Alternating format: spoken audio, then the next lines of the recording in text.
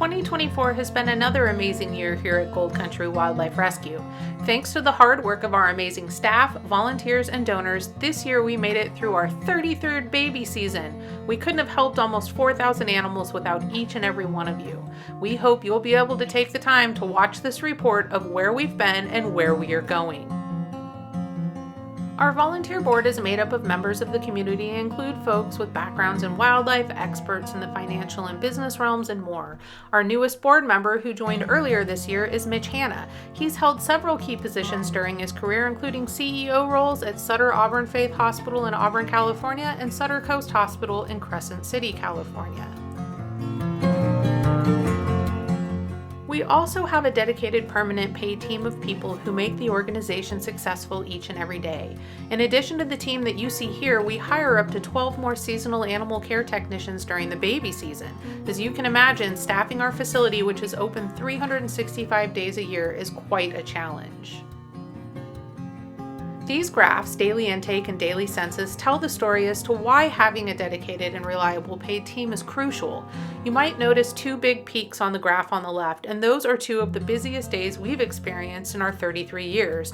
One almost exceeding and the other definitely exceeding 100 intakes in a single day in 2024. From helping fellow organizations during the mystery brown pelican illness earlier this year to some of the busiest baby season days in our history, we continue to care for thousands of wild animals every year, and as you can see, 2024 was no exception.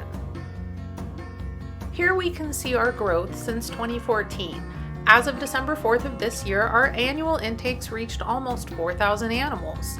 The second graph displays the intake by category. This year was a bit different, with mammals being the largest category, as usually songbirds take that title.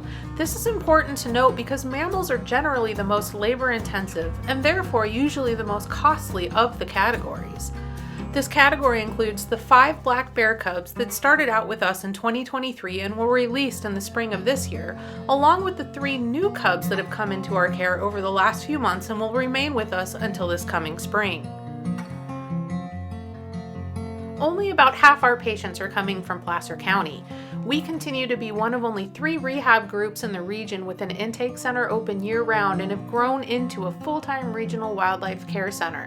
While this is something to be proud of, it brings with it added responsibility to increasing numbers of patients and communities. The challenge is making sure our revenue increases so we can continue to provide the best possible care to the animals and service to the regional community. Remember, we provide our services for free.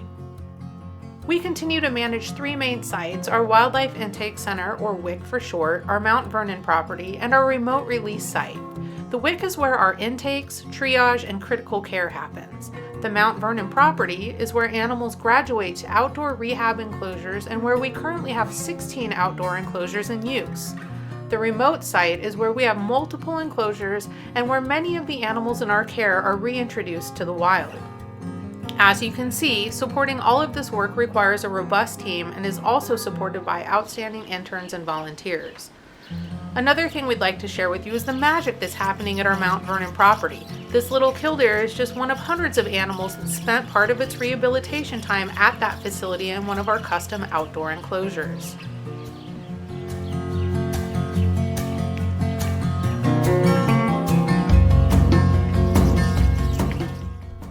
The build work being done on site continues to be vast, all the while still having so many patients on site receiving the best care possible as they get one step closer to returning to the wild.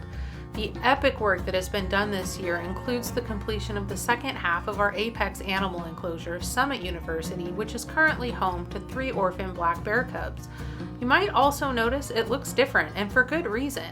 So much work has been done, and we were even able to put in place all of the donated modular classrooms that will become the heart of our campus, including administration, intake, triage, intensive care, education, and more. Feel free to pause and read. As you can see here, Phase 1 of our capital campaign was completed in 2024, and we're now moving into Phase 2. This is the phase that, once complete, will be able to allow us to make the final move to this property and officially call it home. While this is exciting, we're busy working to fundraise the $3 million needed to make the completion of this phase possible.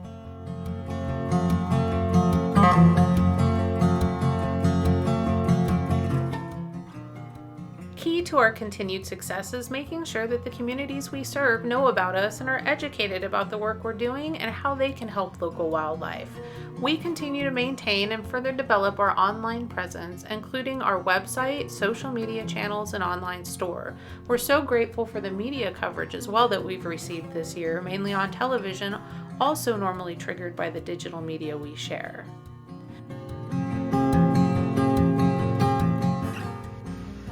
So on top of sharing the amazing work we do and informing people about how they can help local wildlife, sometimes we just get people excited about wildlife with our posts, like this fun video of a hummingbird playing in a bird bath we built in our hummingbird-specific enclosure. We had no idea this post would be such a hit, and it reached well over 2.1 million people this year.